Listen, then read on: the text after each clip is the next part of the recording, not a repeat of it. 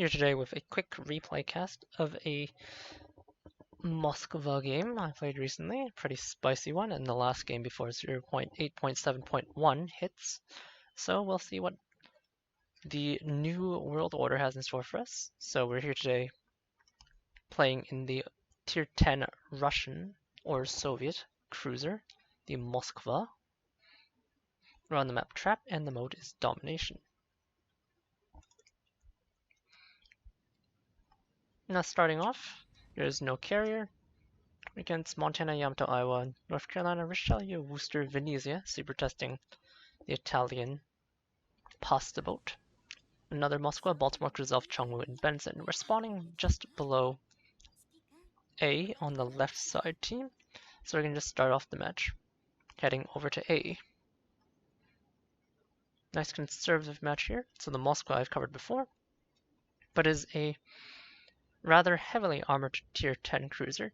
Like most of the high tier cruisers, she has 25mm of extremity plating, so her aft and her bow and her aft are covered in 25mm plates. However, she does have 50mm cheek plates and 50mm plate here at the gun turrets and middle deck, which is heavily resistant to AP and HE, which allows the Moskva to be exceptionally tanky when angled properly.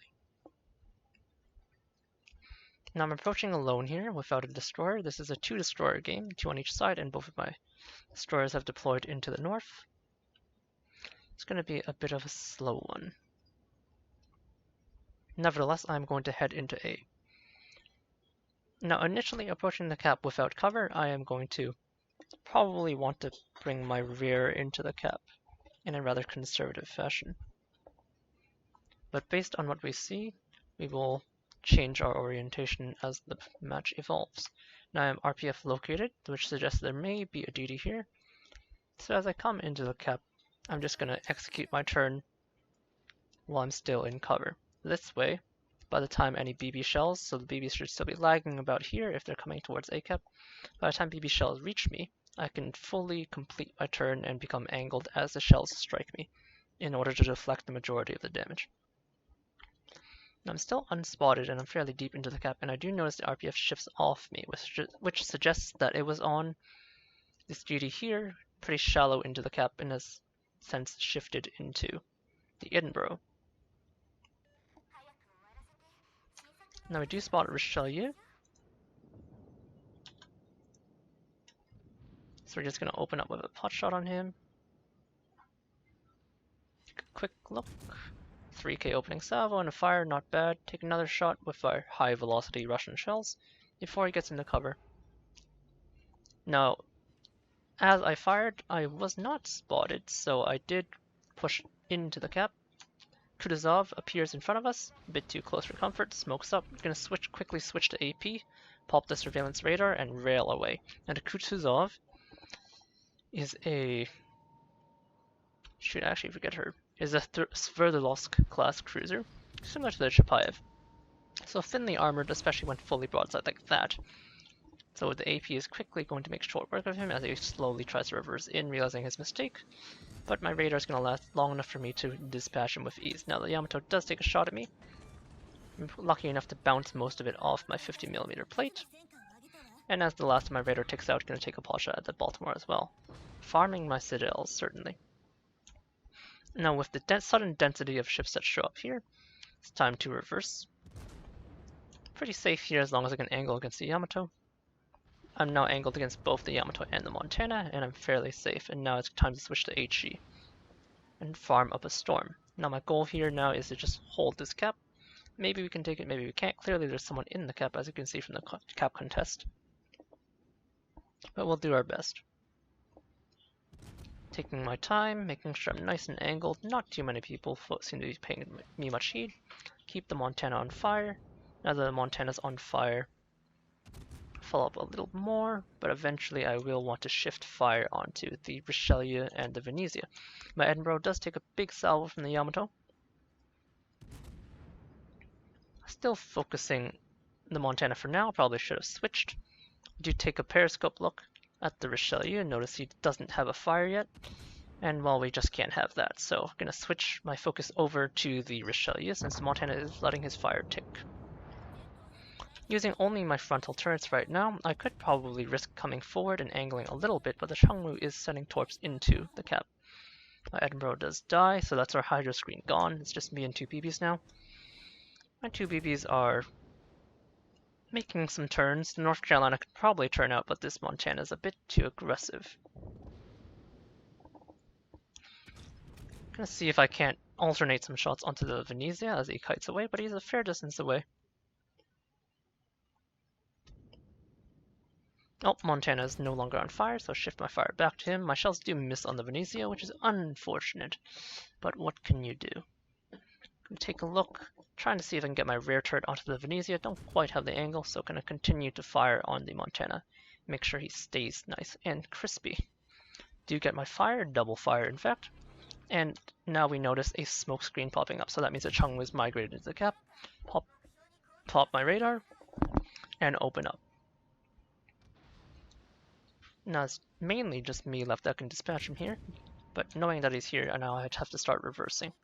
The Changmu has 10.5 kilometer torps, so I'm right on the edge of his torpedo range, so as long as I reverse, as I keep focusing him for the duration of the radar, I should be able to dodge the torps without too much difficulty. Another 1k chunk, he's going to get away obviously, but just dissuading him from the cap is good enough for now. This does mean of course I have to retreat from the cap, but that's quite alright. Now the enemy team does have quite a force here, and we only have 3 ships left down here, so I do have to play with caution, but I'm not too afraid of any particular threats now that I'm outside of the range of the Changmu. I can just leisurely farm these battleships. I do fall into concealment behind the Changmu's smokescreen, but it is a Pan-Asian smoke, and here are the aforementioned torps. I did range them out just by reversing. Just wait patiently. Having waited out the torps, I can now bring my ship back up to full speed. Just waiting. Oh, and the Montana does fire, as does the Richelieu. So now it's back to work. And something pops into the cap. Hard to say what it is exactly, and it's the Baltimore. So, given he's the squishiest target, I am going to fire on him. Kind of wish I had AP loaded there, but no matter. HE is good enough for the job, and he is going to start to angle, I assume. We set up on fire once, switch over to the Montana, and switch back after we set our one salvo onto the Monty. We did damage control, so now we're going to try and get our permanent fires back. Montana shoving shells into me, but bouncing most of them off those 50mm strips as I mentioned. Continuing the pressure of the Baltimore, he doesn't have a heel unlike those battleships, so it's easiest to take him out first, and we do set up permanent fire. Gonna apply pressure as he pushes in, but my North Carolina does land an excellent salvo, and finish him off. Just nice and steady. Enemies pushing in very slowly to a bow in Moskva without too much HE threat. This is the perfect scenario. Now, if we hadn't killed off that Kutuzov earlier on in the match, at the beginning, this would be a different story since he would be able to light us on fire. Same goes for if the Venezia maybe was hailing shells onto us at range. Of course, he doesn't have that much fire starting capability, thanks to his semi-armor piercing, but he could probably inflict significant damage. Montana does knock out the turret as he starts pushing in. And as he begins to give more and more angle, I'm going to fire off one more salvo before I switch to AP, continuing to bounce the shells off my bow there, bounce the entire salvo of Richelieu AP as you saw. Switching over to AP, looking for the Citadel, but still a bit too far out. The Montana's thick belt does shatter my AP. North Carolina delivers a heavy salvo and does manage to finish him off. Excellently done. Now with the Montana dead, I'm going to switch on to the Richelieu. Ramming the North Carolina is a bit of an inconvenience, because as he does angle himself, he does unangle my own bow. So if the Richelieu chooses to shoot me, he may damage me. Slowing down here to allow the North Carolina to pass, I don't want to shoot him. Bounced several of the shells off, but one shell did pen into my superstructure. for 6,000, but we have plenty of health to work with, so not to worry. Starting with HE, but as this Richelieu gives broadside in this duel, I am going to switch over to AP. Looking for the Citadel, don't quite find it, too many of my shells splash into the water, so aimed a bit too low. Going to adjust my aim, bring it forward just underneath the front turret, so the shells sail into the Citadel area. He's nice and flat. Sorry about the frame stutter, but I'm continuing to aim just forward of the turret, so by the time he moves forward, because of the relative velocity, the shells sail into the midsection Citadel. He does manage to dispatch my North Carolina, but not to worry, I have him. And with that, the cap is finally clear, and after pretty much 8 minutes of straight fighting, well, outnumbered, well, eventually outnumbered, I suppose, we do manage to clean it up. One ship survives, the Moskva, that is me, and I will claim this cap. And after a slow, protracted fight, the Moskva does push it out, and we still have plenty of health to spare. So a pretty straightforward game. We did not need to do the usual butt-in tactics because there wasn't any real DD threat. There wasn't enough HE pressure to kind of force me to move away. AP is more or less easy to deal with in the Moskva thanks to our 50mm cheeks, as long as you angle sufficiently, and if your opponents don't know how to shoot for your nose, the Moskva can become quite tanky, as you saw. Those battleships essentially ignored me, and I was able to farm them with relative impunity, and even when they did shoot at me, they were rather unsuccessful.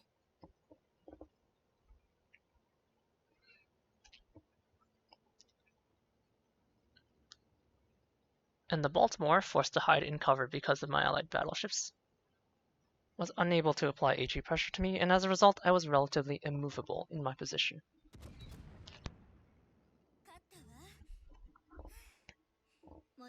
And with that, we have a nice short game. Nevertheless, if we do pull up Chrome, where I've loaded up our stuff, we do get a nice game, just shy of 200,000 damage at 196,000, with 123 shells hit, 3 in caps, 2 kills, 10 fires, 13 citadels, 17 defended ribbons, kind of showing just how long we were fighting over the cap, and 1 solo capture, 15 secondary shots as well, and 7 spotting ribbons. Moving over to team score, we have 2k base experience, just shy of 2100. Not too bad overall. The North Carolina that was with me doing a pretty good job, I must say, at 1600 as well. The Kutuzov, who I dispatched very, very quickly, surprisingly enough managed to do better than one other person. If you go to the detailed report, there's the full health bar of the Kutuzov, 43,500. Don't show your broadside and don't get that close without spotting information. In a squishy light cruiser like that, even if you have smokescreen, well, if you're going to sail into a cap that close, you're going to get nailed. 63,000 to the Richelieu, a nice mix of HE from our fires. Note that we did 56,000 fire damage, and AP as well. In this game we got to utilize a lot of our AP thanks to the Kutuzov in Richelieu.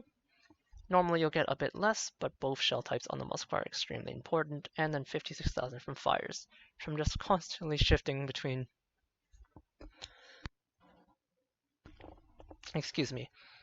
the Montana and the Richelieu. Anyhow, pretty decent game overall. And that was just a quick Moskva run-up. A bit of a change up from our usual butt-in tactics to show what you can do bow in when there's no HE threat. Moskva, good boat. Tanky boat. Cheers.